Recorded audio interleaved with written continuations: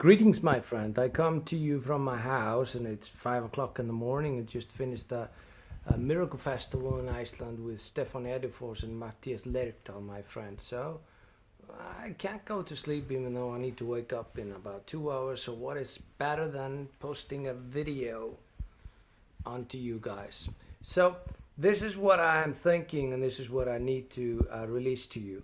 If you go to Proverbs 21:16, it says this: the man that wandereth out of the way of understanding shall remain in the congregation of the dead. Let me read that again. The man that wandereth out of the way of understanding shall remain in the congregation of the dead. Proverbs 21:16. A man that wandereth out of the way of understanding. If you understand a thing, you applicate the thing. The Bible says this in James 1:22. To be doers of the word, not just hearers, or you deceive yourself. Be doers of the word and not just hearers of it, or you deceive yourself. Jesus said, my words, they are spirit and they are life. Spirit that is connected with our spirit. It's a spirit that is relatable to us. We are of that spirit, which is the word. We have been born again through that seed, that uncorruptible seed of God's word. It's amazing, it's wonderful. We are made by the word. We are born again of that word.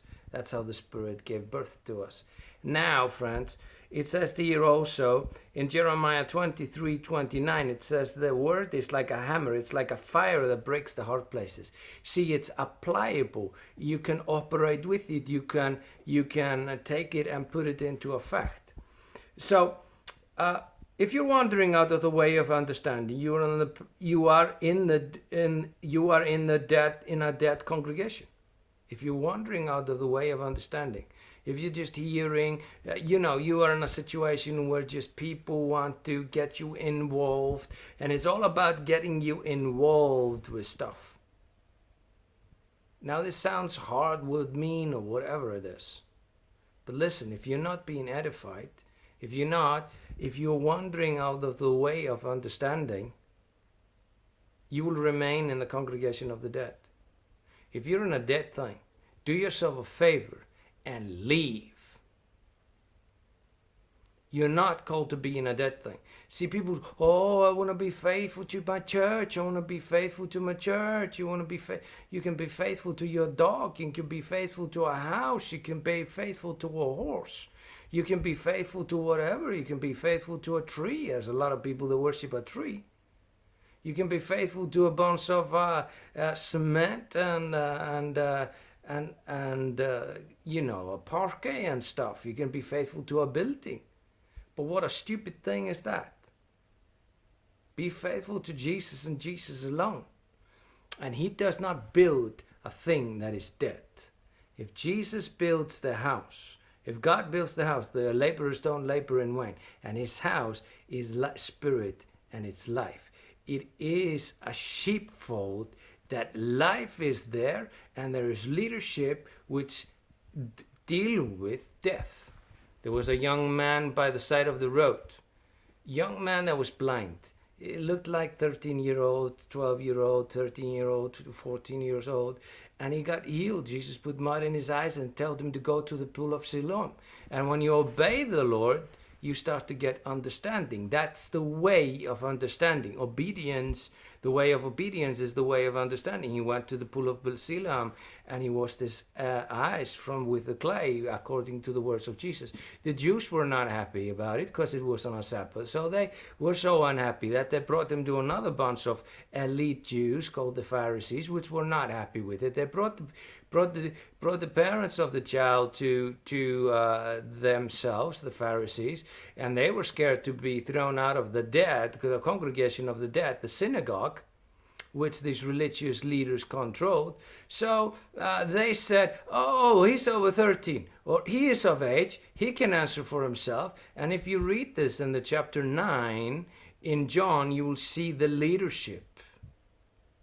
you will see, no, you will see the ministry of Jesus. And then Jesus starts to talk about leadership in chapter 10. And he starts to talk about the sheepfold in the first 6 verses. In the 7th verse, he will explain himself again because they didn't understand what a sheepfold was, or they didn't understand the paradox which Jesus was speaking. Now that's just as amazing if you just say to an auto mechanic, hey, can you check my engine? And he says, what is an engine? It was so dumb. Their religion made them so absolutely dumb and absolutely dead.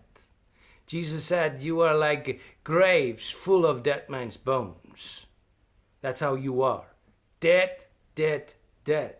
And don't be in a congregation of the dead. You take the key away, the key of knowledge from the people, and you don't enter in themselves. If you make somebody a convert of yours, you make him twice the child of hell than you are. You're not supposed to be coming out of the way of understanding.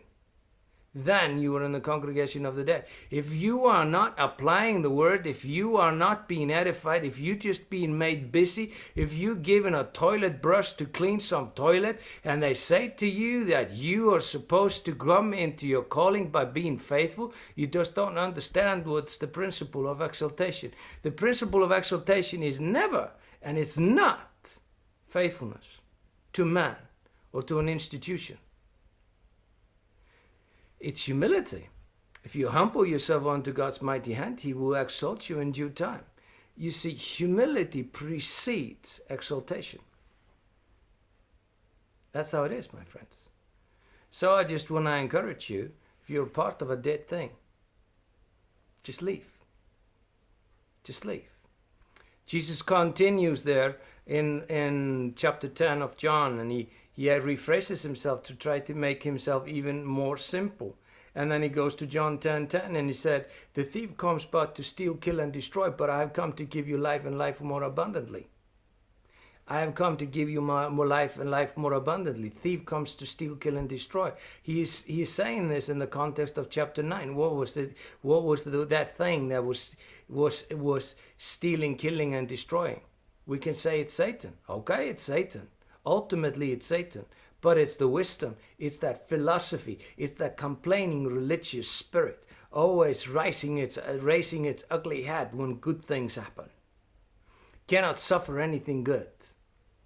It's like a tree which is in a salted place in the desert and cannot live to see anything good. But the righteous is planted by rivers, and he will draw from the river water, and he will ever be green and carry good fruit. That's what the Bible says. A little bit paraphrased by me now. So listen, the place, the sheepfold, the true sheepfold, is totally opposite. The place of the dead, which is the symptoms of the place, the congregation of the dead, has the symptoms of this. You go out of the way of knowledge, way of understanding. You go out of the way of understanding. See, a sheepfold gets you into understanding.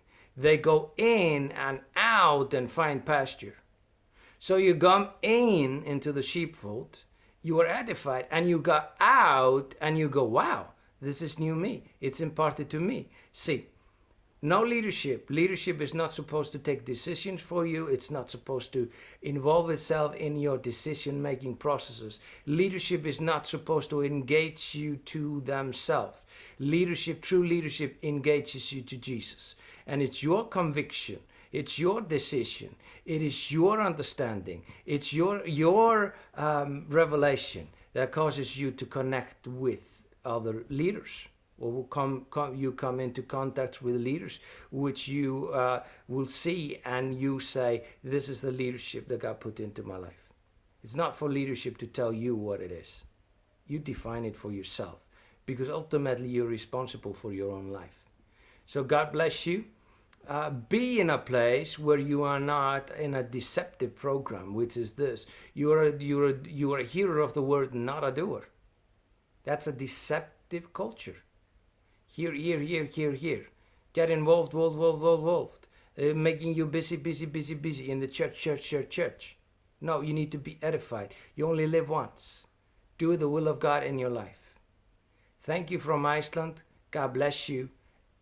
And leave if you're a part of a thing which is dead, and the symptom is this, my friend, you come out of the way of understanding. Bye bye from Iceland again. God bless.